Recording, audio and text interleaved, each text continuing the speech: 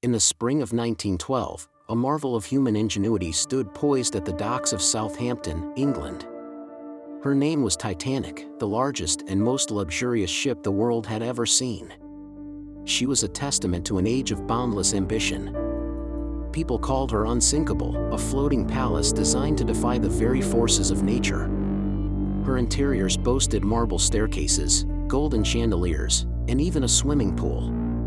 Every detail spoke of opulence and grandeur. On board, a diverse tapestry of humanity gathered. Rich businessmen, celebrities, and workers mingled with families hoping for a better life in America. All boarded with dreams in their hearts, bound for a new world. On April 10th, the Titanic began her maiden voyage, setting a course across the vast Atlantic Ocean. Her destination was the bustling metropolis of New York City. The sea was calm, and spirits soared with anticipation. Passengers danced in elegant ballrooms and laughed on the open decks. A profound sense of safety enveloped them aboard the mighty vessel. For 4 days, the Titanic glided peacefully under a canopy of stars.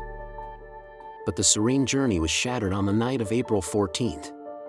The temperature plummeted, and a chilling cold descended upon the ocean. Ice warnings, urgent and clear, had been sent by nearby ships. Yet, the Titanic sailed on, fast and proud, seemingly invincible. At 11:40 p.m., a crewman in the lookout tower peered into the inky blackness. Then, a chilling sight emerged from the gloom. "Iceberg, right ahead," he shouted, his voice cutting through the night. The alarm was sounded, a desperate attempt to avert the inevitable. The crew sprang into action, attempting to turn the colossal ship. Engines roared, and the wheels spun with frantic urgency. But it was too late, destiny had already been sealed. The giant iceberg scraped along Titanic's starboard side, a sound of grinding steel against ice. Below the waterline, her hull was torn open, a fatal wound. Water poured in like an unstoppable flood. At first, many passengers remained oblivious to the gravity of the situation. Some even laughed, convinced of the ship's invincibility. "This ship can't sink," they declared, their words echoing with tragic irony. But the lower decks were already succumbing, filling rapidly with the icy Atlantic. The horrifying truth dawned with brutal speed: the Titanic was dying. Panic erupted, a wave of fear sweeping through the grand vessel. People rushed to the decks as officers began the desperate task of lowering lifeboats. A terrible oversight became agonizingly clear: there were only enough lifeboats for half the people on board. The design had been flawed. Some boats departed tragically half empty, while others were filled with women and children. Many men remained behind, facing their fate with grim resolve. They knew, in their hearts, they would not survive. As the ship tilted further, a haunting melody drifted across the decks. The band continued to play, a final act of courage to calm the terrified crowd. Fathers embraced their children, whispering final goodbyes. Strangers offered comfort and aid to one another in the face of overwhelming despair. Some, with nowhere left to go, made the desperate leap into the freezing, Black Sea. The ocean waited, unforgiving.